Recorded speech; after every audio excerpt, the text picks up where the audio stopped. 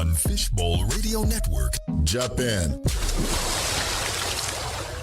world, this is Jamie Egenti show right here on Fishbowl Radio. And I'm Jamie. Welcome. It's November the 1st. Damn, it's November the 1st. So the year is almost over, guys. So welcome. All right, so let's get to it, man, because this has been boggling on my mind all morning long, into yesterday, into after the game Sunday. Let's get to it. Chicago versus Dallas, man. Obviously we won this game, and it wasn't easy. It wasn't an easy game to win. Let's get that out of the way. It was not easy. Chicago gave us all they got. Man, let's dive in, man. Dak Prescott, obviously a great game again, 21 for 27 for 250, 2 touchdowns, an interception. He had a clean pocket all game long. He didn't do anything risky. The only risky thing he did was to run. He made the run, 25-yard run, and he came back. He came up shaking, which, I don't want to be that type of guy that has to hold my breath every time he gets up from that type of run or that type of throw. It was just a bruised hand, no biggie. So he'll be all right. He'll be all right. Put a band on it, get on to the next play. Justin Fields has generational talent. He does have good leaping. If you can say, good leaping activity. So, but the right protection. If he has some playmakers around him, hey, this team can be great for the long run in their division. But now, this argument has been running on my mind. The running back situation. Tony Pollard had 14 for 131 and 3 touchdowns. His best game ever as a Cowboy. And so many people online said we might as well make Tony Pollard the main running back. And I'm saying, hold on, let's pump the brakes a little bit. Hello, Zeke Elliott is a power runner. Zeke Elliott can pick up blitz on third down. And I know disrespect to Tony Pollard, but Zeke Elliott can pick up blitzes. He can make the power runs. He hasn't lacked this season. But to me, he's the main running back on this team. I'm sorry. I mean, Tony Pollard he's done great things, but Zeke Elliott is a little bit better. So I didn't want to say those things in the comments. I wanted to get my guy Gabe's take on it. So, Gabe, welcome to the show. Thank you. So, me and you, I'm ready to argue, man. Let's go. Because Tony Pollard did great this game. Mm-hmm. Zeke Elliott is my main guy on this team. It's a starting running back. Okay, I'm not, I'm not concerned about him getting paid and all that stuff. But Zeke Elliott can pick up blitzes on third down. Tony Pollard is swifty. He can make great plays. He can give you 6 to 8 yards a carry. But Zeke Elliott, he's having a bounce back season after the type of season that he had last. So let me get into this. So Okay. Zeke is the prototypical third down back. Yes. Today. Okay. He's a prototypical third down back. All right. If I'm handing Tony the ball only 15 times a game, he's getting me 114 yards. You know what that tells me? What does that tell you? He's an efficient runner. Okay. He hits the holes when he needs to hit the hole. Like it's not even something like Zeke is a power runner. Yeah. Which is important for short Right. yardage situations and third downs and Right. red zone situations, and he picks up blitzes, as you said. Right. But you described the prototypical third down back. Mm-hmm. So with Tony Pollard getting more snaps, if he only carrying the ball 20 times a game, still, like, we're in a good position. Right. I think the balance of both of them is important, but I do think Tony Pollard should get the majority of the carries on first and second down. You But know what I'm saying?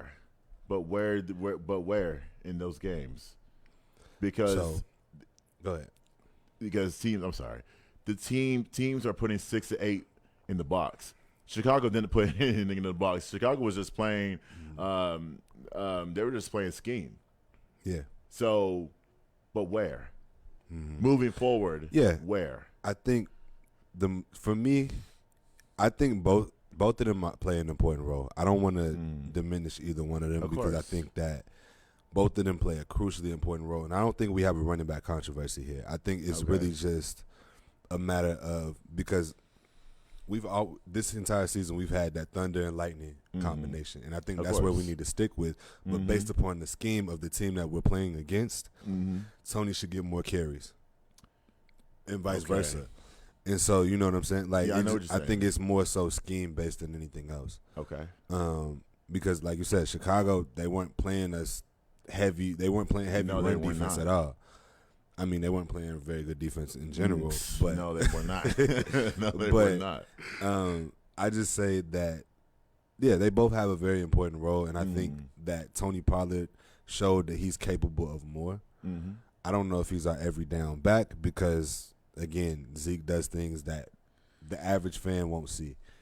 But Zeke Elliott can run over guys. I don't see that from Tony Pollard. Tony Pollard can stiff arm guys. That's the difference between me. That's the difference between Zeke and Pollard. Zeke can run over guys. Which when was the last time you saw Zeke do that? Honestly, God, man, I don't know. Maybe 2 seasons ago. Exactly. So that's the point. But Zeke, Pollard is more. He can get to the outside. I want the inside run. Yeah, outside. And we still have it. We haven't lost it. By Tony Pollard getting more carries, we have not lost the inside run. No, we haven't. The thing about it, when we need the inside run, we can get it because we got somebody else in the backfield that can get that. But on those first and second down, and second down, I think Tony Pollard should have the ball in his hands. No, because it's like Zeke Elliott can on those first and second down power running. You got to attack the middle. But I think that's also part of the problem with the Cowboys' play calling.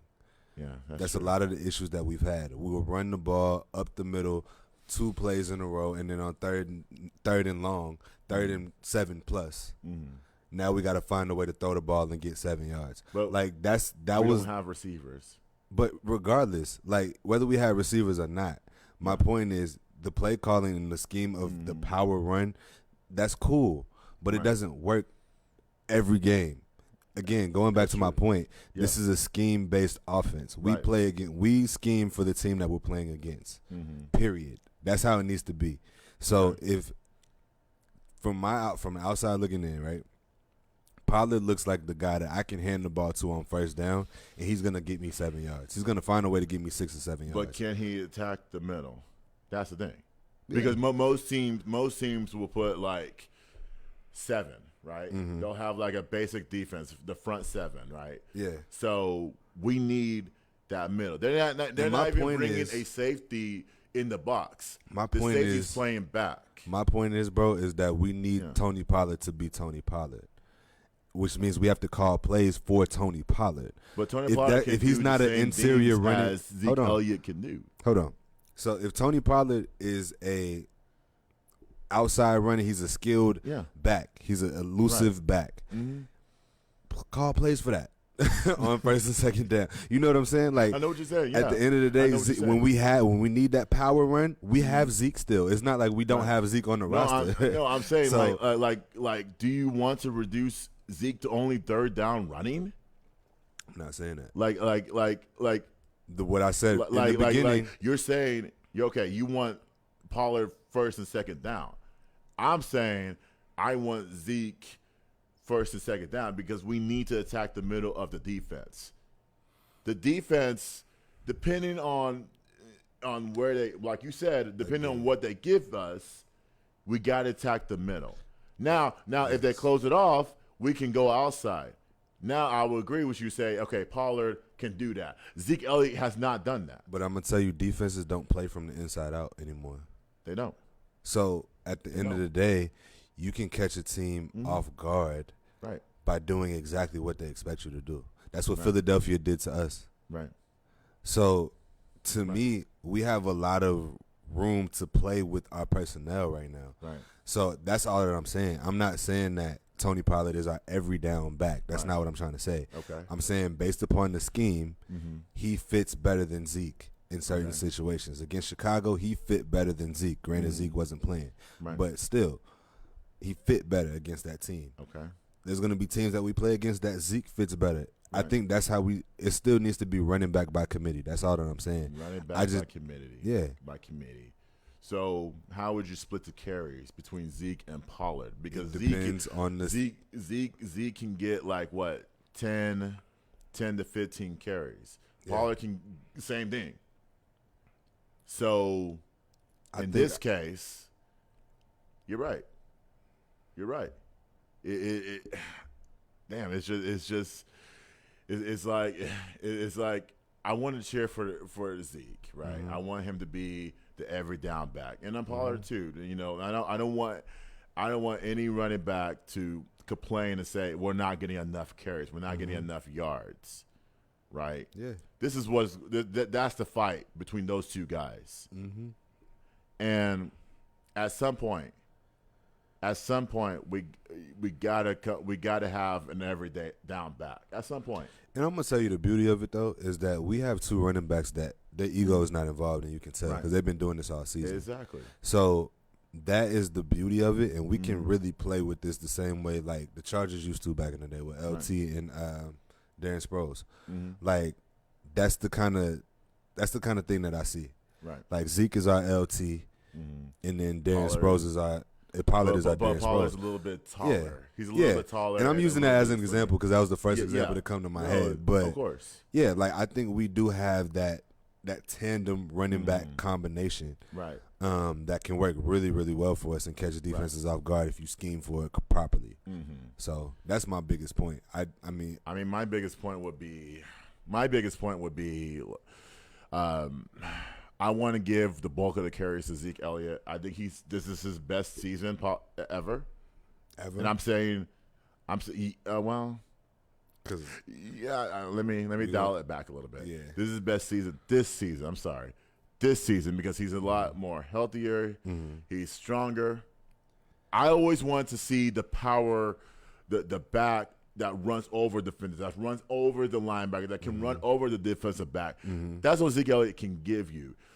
Pollard, but again, like I said, Pollard can give you the outside. He can give you the powerful stiff arm that he always does. Yeah, he can give you those stuff. So to me, I want to see Zeke Elliott get at least the bulk of the carries. So, I want to say 60-40. Okay. I'm not mad at that, but I'm going to tell you something. Okay. You do realize that one of the touchdowns Tony Pollard scored on Sunday was an up-the-middle inside run. It was. From like the 30-yard line. So it wasn't a goal line situation.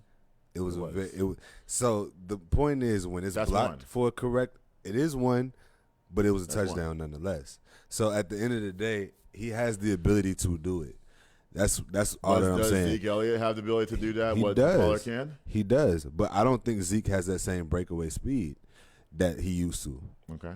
So I don't think Zeke is the same. Yeah, but he also has had years where he ran for 1,500 yards and was getting 30-plus carries a game. So he's older than he actually is.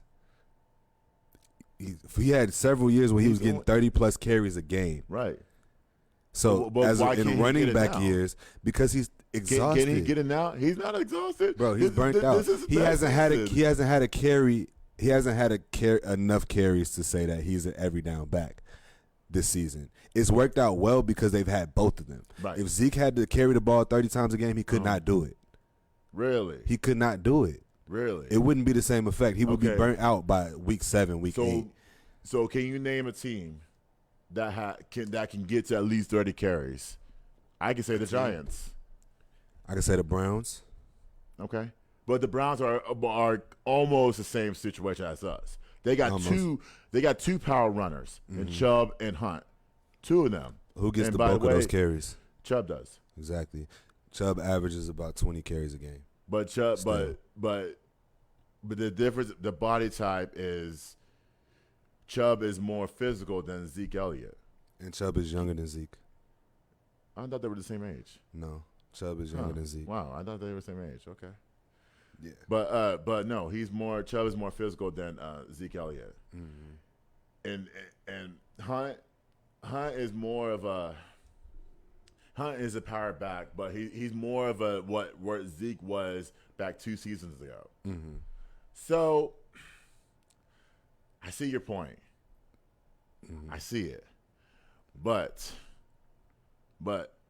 like I said, I gotta give it to Zeke, man. I'm not mad at it. I mean, Zeke. I'm not mad at it. I mean, I don't want when it's contract time, right? Mm-hmm. I want them to go after Pollard. Mm-hmm. Okay. Now, if Zeke Elliott has to take a pay cut, bro, take the sacrifice. Mm-hmm.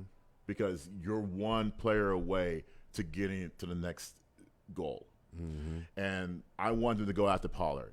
I feel like these teams out there, like the Rams, the Broncos, who else?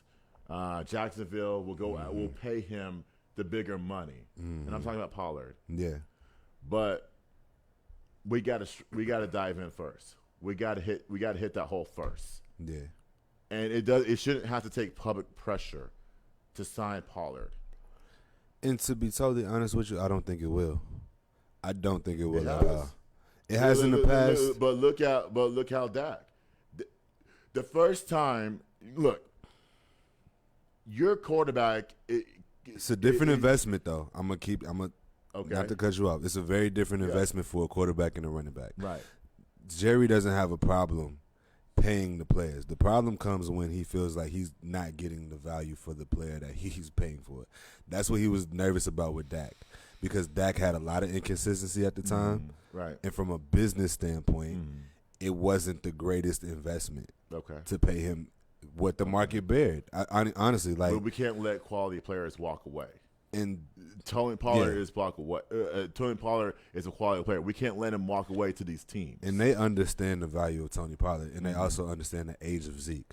Yeah, which is going to be very important when contract time comes. Okay, so when contract comes, right? If they pay him the bare minimum or pay him more than that, do you expect Zeke to? I'm sorry. Do you expect Pollard to get the bulk of the carries? Like like Zeke Elliott signed a 5-year, $90 million contract back in 2019. Yeah, that was the Mexico trip. Tony Pollard, he can get roughly that amount plus more. Only if he's younger. I'm sorry, he's younger. He is younger than him. So do you think he'll get those bulk of the carries? Because I think if you pay Pollard, I think it's going to be 50-50 as far as the carries goes. And I'm going to say Pollard gets that role better than Zeke does. Now the question would be, do you trade Zeke? Do you trade Zeke? What do you do? Because you got. Well, let's give a shout out to Malik Davis. Malik Davis plays on special teams, and he stepped in and made some great runs. So he's like, where's my hand? I'm a rookie. Where's my hand? Yeah. Where do I go on offense? I can't be a special teams player. I want to play offense too. And I think because of, like I said, the lifespan of a running back, right?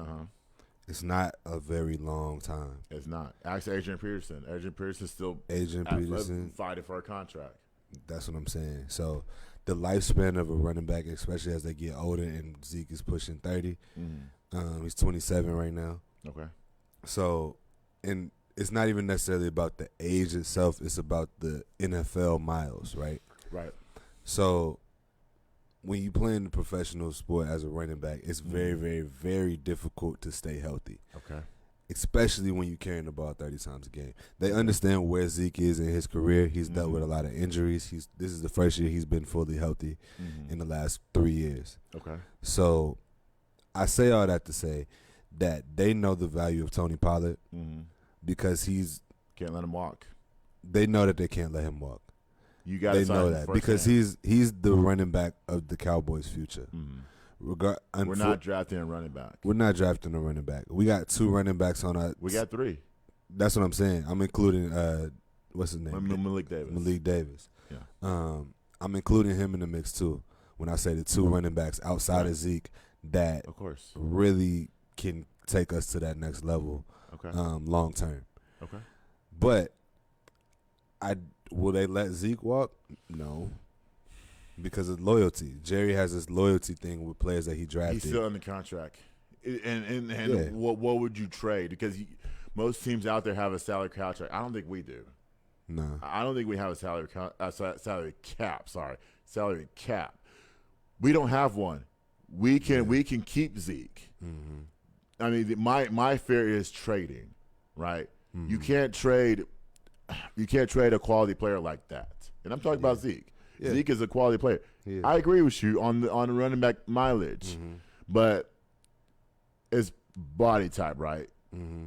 It's body type. You got to commit to the body type. And I think Zeke, for the first time ever, and I'm saying ever, has committed to the body type because he knows he's going to get those carries.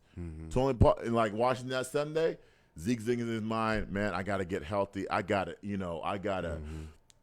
right. I got to, sleep well. I got to do everything I can to reach my value. That's what he was thinking in his mind, So, to me, this is going to be very difficult. This is going to be interesting. Yeah. When that free agency, when that date comes, Pollard should be your first opportunity. Like the NBA free agency. The first day that it comes, everybody sign on the first day. Yeah. Pollard should be the first one. Don't wait till training camp and don't wait till OTAs to sign this player. That's Jerry's what they did wait. with Dak. Jerry's gonna wait. I know Jerry's Public method pressure. now. That's why I said But public pressure. It's not public pressure for him. He likes the outrage of the public because it makes him money. We don't need that because Think about it. He's not pressured by the public, but he loves the money. Do that you know comes what from teams that. are going to do, Gabe? Teams Yes. out there like Jacksonville, teams like the Rams. Yeah, Rams are going to say, we need a running back. we just saw it with Randy Gregory. Yes. So I'm telling you right now, it's gonna happen. Will we lose him? That's up to Pollard because Pollard wants to be here. Right. That's the thing. Like Right. you know the game when it comes to Jerry Jones. Exactly. This ain't no new. This is nothing new. But we have to go after our running back. That's Pollard because I feel like teams like like I said, the Rams, Jacksonville, who else? The Broncos. They're going to say, "We got you, bro." John Elway's going to say, "No, we got you, man." That's what he did with Randy Gregory when he signed with Dallas. There must have been somebody within the organization in Denver that said, "You know what, bro? We can give you a different situation over here." How's that working out? Have we seen Randy Gregory on that field? I seen Bradley Chubb. I seen how was it? The rookie, not the rookie, Patrick Surtain, his son. Yeah. That's all I seen. I mean, by the way, I hope we don't get into that situation where you sign with Dallas and you go to another team 12 hours later and you sign with them. Not like that. But I think that's what I fear. Yeah, I'm laughing because I feel like, bro, we know Jerry Jones. If you've been a Cowboys fan for over 10 years, you know how Jerry Jones moves at this point. This is not like we know what's gonna happen. What's gonna happen is Jerry's gonna sit around. He's gonna wait. He's gonna let all of the crowd get their money out. And all the other teams throw their little offers, and then Jerry's gonna say, "All right, let's stop playing." That's how they win. That's how they win. Like asked the Rams last year. They got Odell Beckham. Von Miller too was the same situation. Von Miller too. But even though Odell got hurt, they still made it. They won the Super Bowl. And so, I'm saying that to say, Jerry's not gonna do anything different. Yeah. Now, because the reality is Tony Pollard is gonna be the one that's gonna have to make that decision whether he wants to be in Dallas or not. Okay. That's it. Jerry is gonna do Jerry. Okay. As Jerry has always done it. But the trade deadline's today. So if Jerry's going to get these players here, Brandon Cooks, we need a receiver. Brandon Cooks, Jerry Jeudy, Chase Claypool, Odell Beckham, or DJ Moore. Because Brandon Cooks is not – we know he's not happy in Houston, right? And Odell's not on the roster, right? He's a free agent. No, he's a free agent, yes. He hasn't played. So if you really want to – he's not – if you really want to – and I heard on the radio Michael Irvin said this, Odell wants to come to Dallas. Like I said, you're a receiver away from getting to the top, right? You wanted to go to the NFC Championship game. I told someone yesterday I want to be in an NFC Championship game. At least if we get there, then I have high hopes of showing up to the stadium watching this team play. Yeah. Right now, I don't have that hope. Speaking of Jerry, I don't have that hope for us to go get a receiver. Yeah. It's always going to be, okay, we're going to wait till the last minute. We're going to wait till public pressure sets in. Yeah, I think like I said, Jerry going to do Jerry, but this time I do hear him talking a little different when it comes to, because I think he really does see a difference in his team. I think he actually values where we at right now. And given the fact that we on a bye, we got time. If we did get make a trade right now, this is the perfect time to do it because now you can integrate them in the system over this week. You got that. You get comfortable going into Green Bay. So I do think I have this theory, right, that Jerry Jones loves the spotlight player, right? The spotlight player. He loves the player with the name. Okay, so I honestly think that Odell will be a Cowboy. Okay. And I say that because he brings a ton of ticket sales. That alone, Jerry is a businessman. I want everybody listening to understand that. If they don't understand that now, then you probably haven't been a fan that long. Just take the interviews away from him. Then make him sit in the GM office. Right. Just take it away. Yeah. Like seriously, like don't interview him after the game. Don't interview him on the radio. Yes, don't interview him on the radio. Don't interview him after the game because he knows nothing about what just happened on the field. And I say that, and I can say that, business talk, right? Like every GM comes in once a year, right? We don't hear Buffalo's GM, we don't hear KC's GM, and you see why those teams are thriving right now. And so, but those teams have made moves to upgrade their team, and I feel like to your point, to Odell's point, to your point about Odell, I feel like teams like the 49ers, who kind of like us, but they're a little bit better because they're like us, but what's better about them is their defense. They can clog up the middle. They're a receiver away from getting to the Super Bowl. The Packers are the Packers. I don't see them making any upgrades. Nope. Buffalo's a receiver away. Well, they have weapons, but they're a receiver away from getting to the Super Bowl. I don't think Buffalo has any weaknesses personally, but I think if I did have to say a weakness, it probably would be the other receivers on that team outside of Stephon Diggs. Yeah.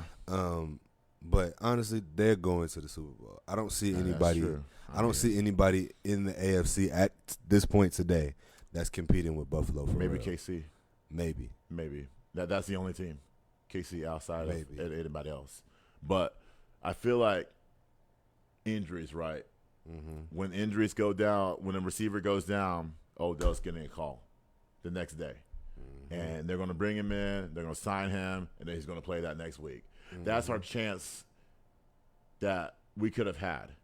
And we missed out on it's not just him. We missed out on a bunch of players. Yeah. And I know what that would look like too, just from a football standpoint. Like Odell on the other side of CeeDee Lamb with Noah Brown, and we don't have to give up anything for him. It's just paying him. You just get the first round. Give up? No. Actually, no. You don't have to. Because he's a free agent. Yeah, he's a free agent. You just got to pay him. Right. You literally just got to pay him. And all that stuff. Yeah, give him a 1-year deal and say, "Come on." Yeah. Or better yet, you can trade for these receivers. You can trade for DJ Moore. In reality, I personally want Odell, and it's not just because of the name. Right. It's because of the ability and the fact that that's a receiver that you have to honor. He knows the NFC East too. He knows the NFC East, but you have to defensive coordinators. They have to honor Odell because if you don't, he's gonna kill you. Right. We need another killer.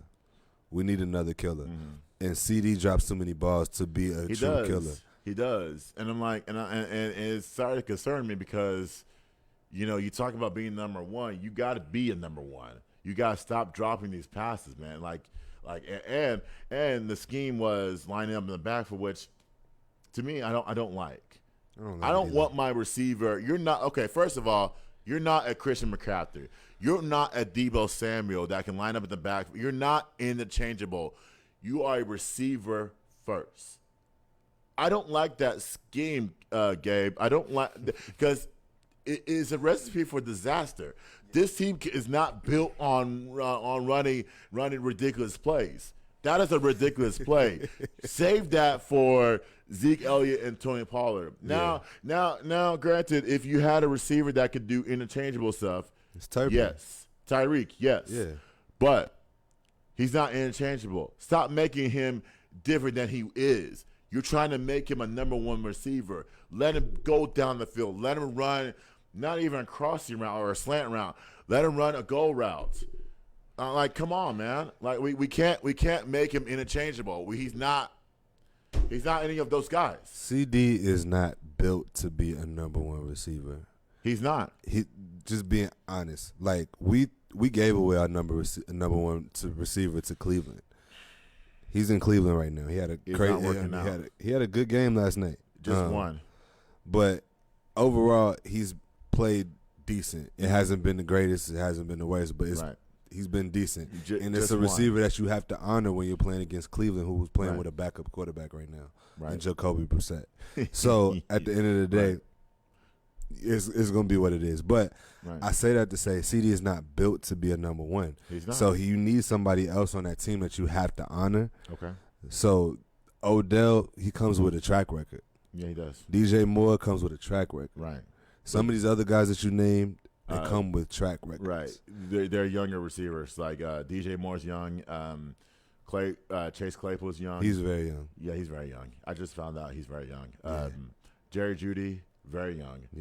But the difference with those two, well, actually those three, is that they're playing with backup quarterbacks. Yeah. Well, you can't say inconsistency on Pittsburgh because Pittsburgh's going to improve. Mm-hmm. Denver, have a young team. I'm outside of young, I'm surprised by Russell Wilson.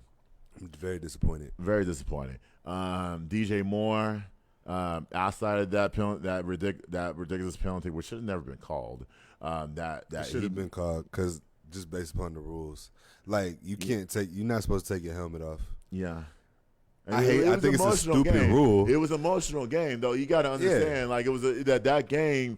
Well, because all of what Carolina has gone through, trading this player, trading another player after a game, after an argument, was you can't do that.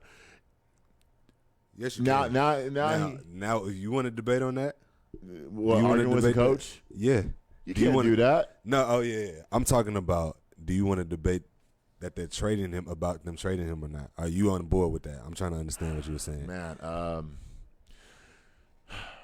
trading? No, I'm not. Actually, no, I'm not because you got it. Given the position of where they're at right now, I wouldn't trade him after that game. Something happened after that game, beyond him being sent to the locker room. That happened. Beyond for him to get traded the next day, something happened. Again, they're not disclosing it. But I hope Robbie Anderson can go on a podcast and say, "Oh, come on this podcast and try to explain what happened." You know what I'm gonna say about that? I think that was the correct move to get him out of there. Really? I say this because when you have a new coach, interim coach who's trying to build a culture, he's trying to shift the culture. He wants that job. He wants that job long term. Give him that job. At the end of the day, you can't be disrespectful like that to a head coach and think that it's going to fly. If I'm building a culture, if I'm building a culture and I need a part of that culture is respect. It's the Jimmy Johnson effect. You heard the story about Jimmy Johnson, somebody falling asleep in a meeting and Jimmy Johnson cut him the next day. It's that same type of mentality. Yeah, that's true. It's that same type of mentality. So when you're trying to build a winning culture, I like that move. Right. Because it sends a message. It does. And it's ironic that DJ Moore is now on the trade block after that penalty. It is. And I will get him in a heartbeat. Because you know why? He can run routes. He can. He can. And he can be somebody's number one. Not Carolina's number one. Well, actually, he can be their number one. But on a losing team, like, just give him up. Yeah. Just give him up. Because he's not going to be happy anyways. And to your point about getting the job, the man, what's his name? Steve Wilkes, if I'm pronouncing his name correct? Like that. Yeah. Something like that. So, and I want to say this real quick. He should get another opportunity. Give him that job because, that losing record, if he loses the rest of his games, give him that job. Give him that job to build time, to build a culture, and also, and it goes back to the Nebraska job. And I'll say this in another podcast about diversity, right? Racism. Nebraska fired Scott Frost back in week 3. They hired Vince Joseph's brother to take over. Everybody wore their shirt saying hire Urban Meyer. First of all, you can't hire the guy that preys on women, okay? Right. And second of all, you can't hire a guy that's inconsistent with his health, okay? So without all that being said, and then one more point, the Rangers got the new coach, but there needs to be diversity in baseball too. There isn't any in the World Series if you have noticed. And so with that being said, you got to give these guys a chance, an opportunity. You had a chance at Arizona after one season. It's not enough. Give them about, 3 or 4 seasons. Let them build that culture like you said. And I just find it so interesting to your point that Detroit, I like their head coach, Dan Carpenter, former Cowboy. Dan Campbell, thank you. Yeah. Where did I get Carpenter from? But you're probably just looking at a name. Dan Campbell. I like the culture that he's trying to build in Detroit. They have a lot of missing pieces that don't make it easy for him. They do. But I like what he's trying to do. But it's just ironic that he gets the opportunity to build that in a black coach, right, in Carolina or anywhere. Well, I would say don't get the same opportunity. Right. They don't get the time to build. Hugh Jackson didn't get the time to build. He did not. He didn't like. And why is it that he goes from the NFL to HBCU, which is good and all, but at the same time, I want to see, diversity in all aspects of sports. You got to give, black head coaches, Hispanic head coaches time to build. And the thing about it, though, to your HBCU point, I think that was a conscious decision to go to a HBCU. Yeah, because I see I see the shift happening in SWAC sports. Oh yeah, it's very apparent. It's very apparent. Like you can't I always, and we will talk about basketball because this is good because. I do see Jackson State, right? They hired Prime. I've been watching all their videos. Their videos they give you the inside of what goes on in their locker room, pregame. I love it. Yeah. And so Jackson State hires Mo Williams, former NBA player. The women's side at Jackson State, Tamika Reed is the women's head coach. Yeah. I love her to death. Amazing. Like they were within a few seconds away of winning that game against LSU. Few seconds away. They just needed to get some defensive stops. They actually led that game. And then, LSU showed their strength and all that stuff. And so there's a turning point in HBCU.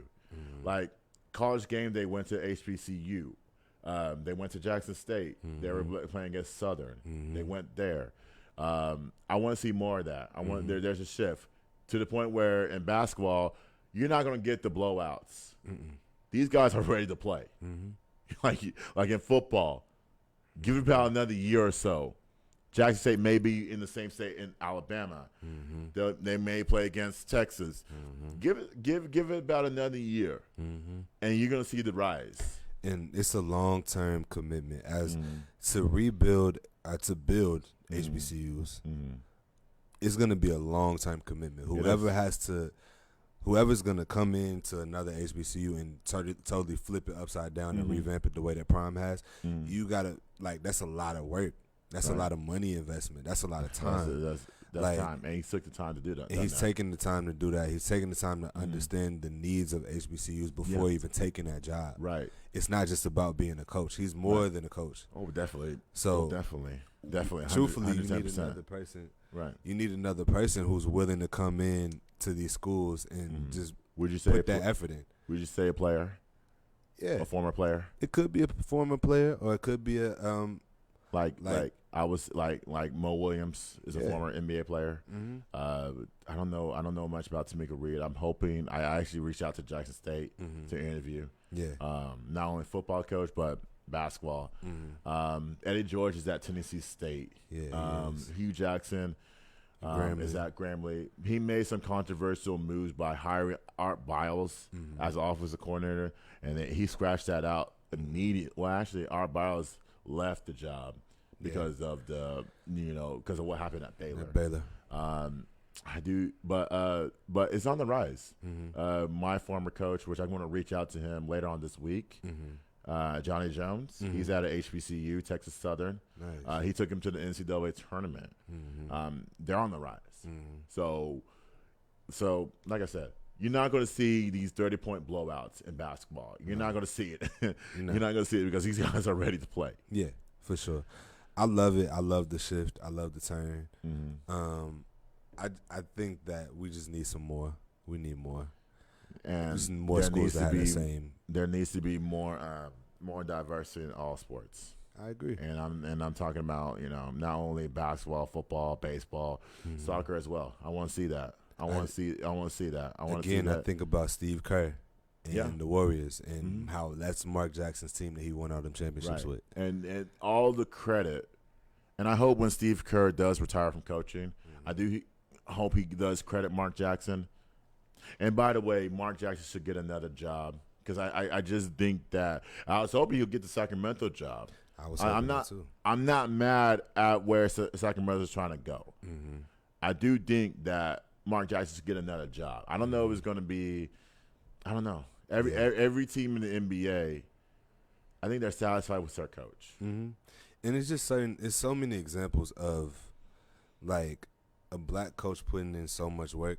Like Tony Dungy back in the day with the Buccaneers. Like he's out of there, and then here comes John Gruden, and now everything's Super Bowl. Super Bowl, yeah. So it's just like it's so many examples of that, and to me it doesn't sit right with me. Like, no, it does not. Because I know that was Tony Dungy's team. I know that was Mark Jackson's team. But you didn't give him, but he got to didn't get no credit. Yeah, and so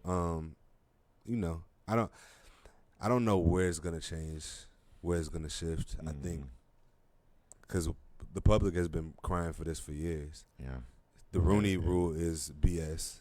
Yeah, it is. It is. So, and I'm hoping to transition. I'm hoping that UNT gets that opportunity to hire a black coach. Yeah, and I'm saying it too. Yeah. I want them to hire a black head coach. We had one in basketball, didn't fare well.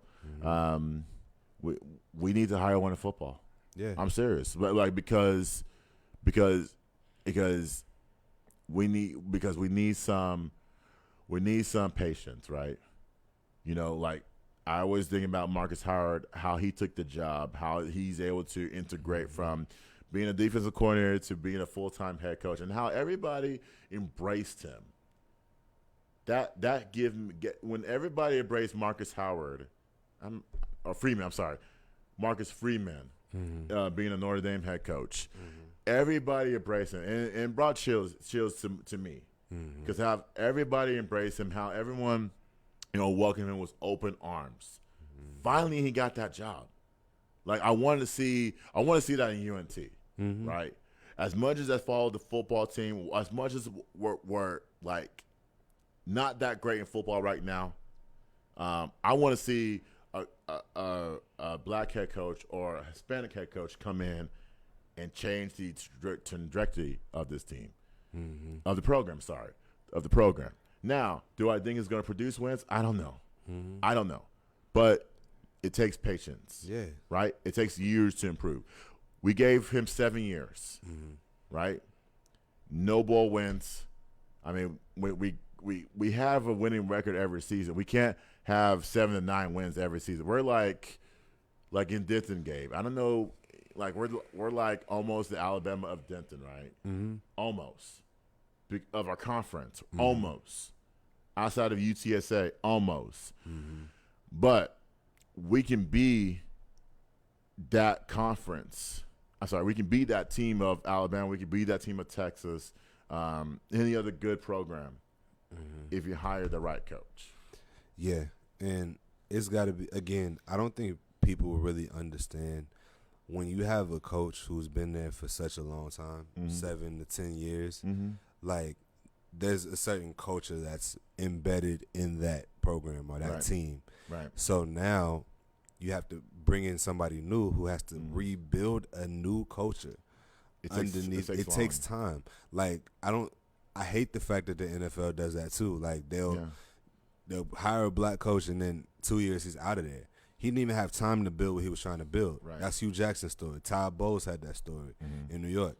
Like it's a lot of those situations where you don't get the opportunity to build what you're trying to build as a black head coach. You don't. And so if you're going to hire a black coach, let him build. Mike Tomlin has built over the last – He's been there for what? He's been there for like 15 seasons now. Yeah. He was right after Bill Cowher.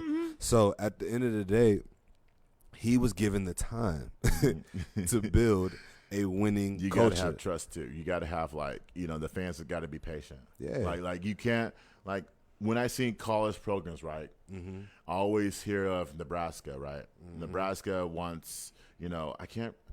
It's Vance Joseph's brother that has the coach right now, and you can't fault him for if Nebraska were to say lose their last 5 games. You can't fault him for that. The Rangers, when Tony baseball, right? When Tony, I can't even pronounce his name. Tony Beasley went 17 for 31 as an intern, and they turn around. They hire Bruce Bochy because they saw a championship. He's won 3 titles with the Giants. Yep. And I'm like, okay, I didn't agree with it, not because of the race. I didn't agree with it because Tony Beasley wasn't given enough time. He was just inserted in the job. Like, we're going to just throw you in the job. Like, dude, give him time to build his coaching staff. Give him time to build the players. Like, I want Nebraska to go after Vance Joseph's brother, which I'm going to get his name. Yeah. Because let him hire the right staff. Let him draft the players. Let him turn around this program. Like I said, Nebraska is like we want Urban Meyer. Like, we don't need guys like Urban Meyer on our football program. We don't need him. Period. Because he's only going to bring it down. The certain types of coaches, right? You're supposed to be the first line of defense. That's what Coach Prime is. Yeah, he's the first line of defense. I can protect you. But at the same time, we're going to hold you accountable. That's why I see in these programs, every week we hear of something, and I'm like, okay. We don't hear anything from HBCUs because you know why? Especially Dion. We haven't heard anything. You know why? Because it's a mother-father type of build program. That's what Power 5. We don't need the luxury. We need that. We need that in the middle stuff. Yeah, outside the parent stuff. And the Power 5 type teams, they really They have a next man up mentality instead of a family mentality, and that's the difference between the HBCU and these major D1 programs. You messed up. You mess up by not creating a family culture. That's the thing about even using the NFL example with Mike Tomlin. He's created a culture. No matter who's in there, you're a part of his family. He's gonna protect you. Of course. That's the thing that I think, as a black head coach, because of our culture, we've had to always be protectors. Right. In every capacity of our life. Yeah, our own protectors of ourselves. So protection comes natural. Right. When you in the media and you got to deal with all these people talking crazy about your quarterback or your team or whatever. Right. You're the first line of defense, as you said. Right. So there's certain things that you just don't get unless you have. There's certain people that don't understand. Yeah, they don't understand. They don't understand.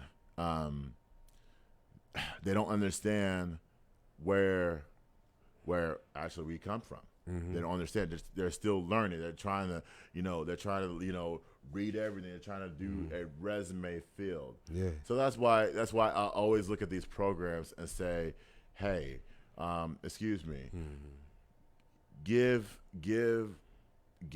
coaches like Deion a chance. Coaches like Mike Tomlin, that type of personality. Yeah. Those two, an opportunity. And to further your point, these coaches are coaching. 75% of the NFL is black, as far as players. 75%. That is an overwhelming majority. It's an overwhelming majority, and they play longer too. Exactly. They play longer, way into their 30s. Yeah, and so by not hiring a black coach, there's certain things that happen on a day-to-day basis that It's true. Anybody else that's not a minority would not understand. Right. It's period. No, they won't. That's They the won't value understand. of the black coach. I don't think people really get it because 75%. That is dude. a Dude, incredible. it's growing too. And right? it's growing. It's growing. Damn. When I knew it was growing and shifting, when I started seeing black quarterbacks coming out the woodwork, Right. because it's an overwhelming majority. Okay. So you need somebody who understands the culture to cultivate a culture around the culture. You get what I'm saying? Yeah, I get what you're saying. I get what you're saying. So, black coaches, Hispanic coaches know that, right? Yeah. They know the culture. They are the culture. We have that closeness, and I'm not being racist or anything. I think that look at the resume, take a chance. Yeah. You know what I'm saying? Like, and there's value in every coach. Don't get it twisted. There's value. There is. Everybody. There is. It's just don't look past that value. Like, for example, like another example would be Auburn fired their head coach yesterday, and they gave the job to Cadillac Williams. I don't know if you heard of Cadillac Williams. Yeah. Running back in the day. Sample. So for Auburn. So he knows the program. He played at the program. So and they're making noise. I don't know if it's media noise. I don't know if Paul Finebaum is making that noise. Yeah. They're saying Deion. To me, I will say, give Cadillac a chance, right? Yeah. I mean, Deion, it'll be heartbreaking if he were to leave that program, right? And he wouldn't do it. Yeah, no, he won't. No, it's a lot of money. And a lot of money involved. And plus, it's like. And he's on the actual mission. It's is. deeper than just being a coach. Because It he had offers before he even went to Jackson He did. State. He had Florida State. He had TCU offers. Like he was getting major college offers. He was. Outside before he even decided to go to Jackson State. He's on a mission that's bigger than him. Way bigger. And you can tell because his energy is different when it comes to the SWAC, when it comes to these yeah. HBCUs. Oh, God. Yeah, it is. He values it totally different. Yes. And you talk about energy, right? Yeah. He's able to be himself. Yeah. And so I guess when you get to these programs, it's like like they hold you to a certain standard. Like the players, the difference between Power 5 and the SWAC, I'm sorry, and Deion in general is that you got to act a certain way. Players can act a certain way. That's why you see players get in trouble. You don't hear that from HBCUs. The only trouble you hear is classrooms. Mm-hmm. That's it. Like Dion holds his players to certain standards, and Dion can act a certain way because he's done it. Right. And so, case in point, right? Case in point, UNT. You won the game 40-13 over Western Kentucky. Even though it was impressive, I still think you need to go after a black head coach. I still think. I'm sorry. Maybe I'll discuss further in a different podcast. But I do appreciate your insight on everything, Gabe. Thank you so much. Absolutely. So I did give you the score. There wasn't much in this game other than I just found out that Ani, this will be his final season being the quarterback at UNT. He wants to test the NFL waters. To me, I'm like, okay, go ahead and test that waters. Let's see how you come out. But I do want you to improve, though. Even though they were playing a bunch of cover 2, I do want to see you I do want you to put yourself to the test and say, you know what? Can I lead this team to a championship? That will open my eyes, and I won't lose respect. Right now, you don't have my respect, Ani. Right now, maybe that changes in the next 3 games or the next 4 games when you win that championship, and then I can honestly say, you know what? I respect this guy as a whole. I respect him as a whole.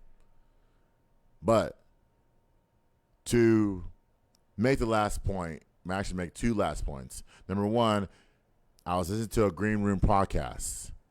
Shout out to those guys. We're not back. Okay? We are not back. The only time we're back is if we win consecutive championships. If we win one, we're not back. We still got improvements to make. We're not back, period. We gotta win consecutively in a different conference to say, you know what, we're back as a program. We can take a risk. Like we just said about the Cowboys. We got to take that risk to get to the goal. That's in anything. Number 2 point, okay, we got 3 games left. FIU's no joke, okay? UAB's no joke. Rice is no joke. These are the toughest 3 games that we have on our schedule. And I thought, it's homecoming weekend this next coming week at UNT against FIU. There's no easier game after this. After this past game, FIU's going to come and wreck us if we don't take care of business. You think you could come into this game have overly confidence? FIU's like, we're going to wreck the party, guys. We don't care about your homecoming. I mean, I care about UNT's homecoming, but they don't. They're coming in there on a mission. And if you don't take care of business, man, it's going to be a problem. It's going to be a problem. Don't make it a problem. Make it a solution. Finish the job. But with that being said, guys, the Cowboys are on a bye week. They need to make improvements. We're definitely going to talk about it next week, but we'll dive into this next game against FIU, and then we'll talk about some NBA talk next show. And I want to discuss about just this Josh Primo situation. Did you hear about this Josh Primo situation? I didn't. Okay. I didn't. So we're going to discuss about it. He apparently, exposed himself to Oh yes, I did hear that story. Different women. So I want to discuss about it. That's my favorite team, guys, and my player that was going to take the next step. And I told people on the side he's immature.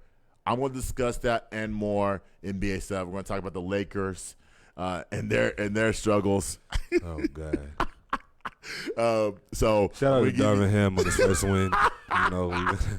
Keep it positive over here. Trust me. I'm gonna try to keep it positive. That's next show, guys. But I do thank you for showing up. I do thank you for liking and commenting, and I do thank you for the support. And tell your friends, your family, and anybody on the street.